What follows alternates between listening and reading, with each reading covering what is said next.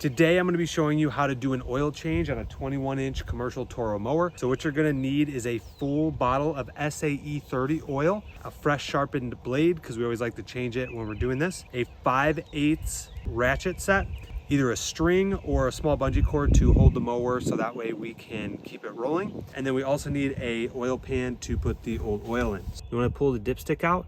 That thing is pretty brown. It's due for an oil change. So you want to change these at least once a month. If it was light brown, you'd probably be okay to go another couple weeks. But this one does look like it does need to be changed. Go ahead and put it in neutral.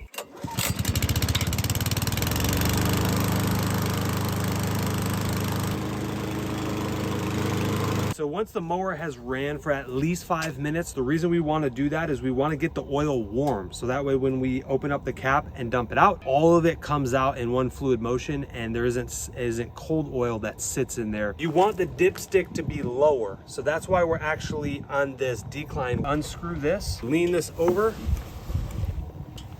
and watch all that mower come out. And you can literally just set it down and just let it drip on out. While that's draining, we can still be efficient. Grab the ratchet set and actually unscrew mower blade.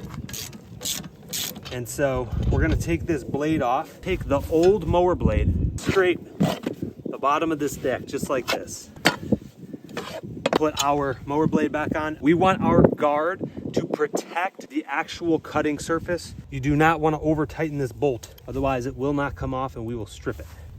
Just until it's snug, that's all you need. By the time you're done changing your mower blade, if you come down here, it's a little hard to see, but if I lean this up, see how there's more oil that comes out? You wanna make sure that you get all that remaining oil in there. So you gotta kind of drop it down and then lift it back up a couple times. All right, so once it's basically dripping, where it's pretty much out, take our new oil. Now the good thing about these machines is they take one full jug of SAE 30, 18 fluid ounces. So you don't even need to measure it, just put this whole container in there.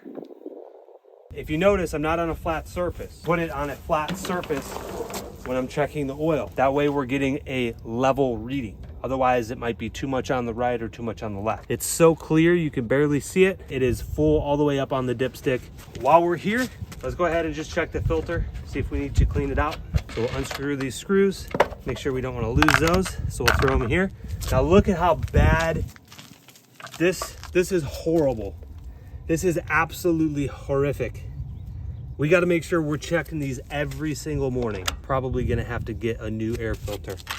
But what you would want to do is take your hand like this, get all this stuff out, take this foam off. See all this dirt in here?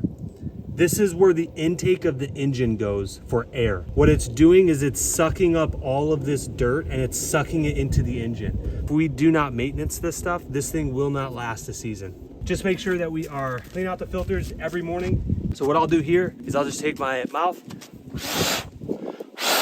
blow it out. If it's really bad, I might have to get a flathead. So it's a lot more clean. Go ahead and put the foam back on there, and then we can go ahead and put our filter back on, put our top screws, and you're good to go. We are going to take the old oil, take the label, just rip it off. Why? Because I don't want somebody else to grab this oil thinking it's good oil. Pour our old oil in there.